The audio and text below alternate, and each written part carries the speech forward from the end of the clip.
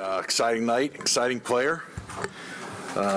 Excited to add Malachi Corley to the team. Details of the trade, we went from 72 to 65 for pick 157, pick we acquired last night in the trade back with Minnesota. So we're juiced, man. Like Malachi is a guy that you watch his tape and it's hard not to get excited. Just an explosive, dynamic player with the ball in his hands, and just a guy that we feel can be a real weapon. As those receivers were coming off the board, were you getting nervous at all that he wouldn't make it to you guys? Yeah, I mean, absolutely. We were sitting at 72. That was a long way for a lot of teams to travel. So, it's hard sitting there and watching them start rolling off at 33, but, things fell our way. How far were you looking to move up, Joe? Like, how early were you starting to call teams in that second round?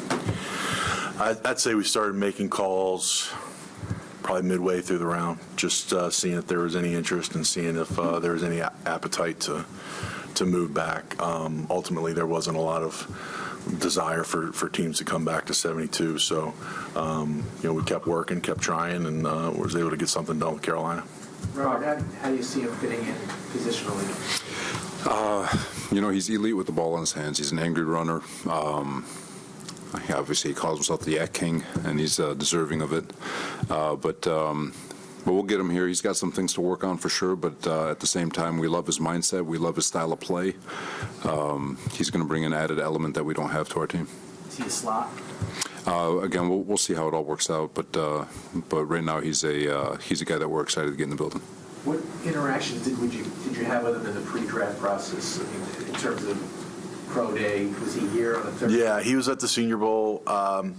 He came here on a pre-draft 30 visit, so able to spend the day with him, introduce him to all the different departments, and spend the day with the coaching staff, and so it was a great day.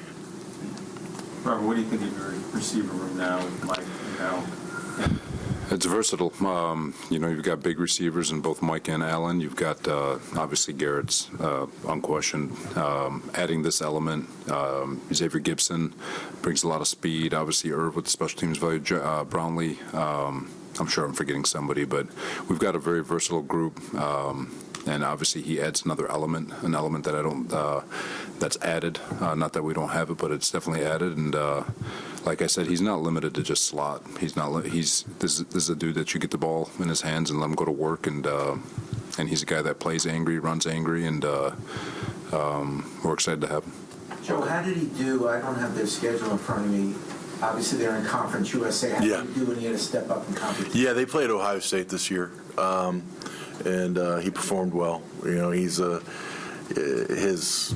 his YAC speaks for itself. His production speaks for itself. I mean, he's highly productive the last 2 years, and centerpiece of that offense. And again, someone that he could be slot, he could be X, he could be Z, he could be running back. He does a lot of different things. So he's a nice versatile chess piece. A chance to find out what Aaron thinks about it? He's excited. He's excited. I already got a text. He's excited. Yeah.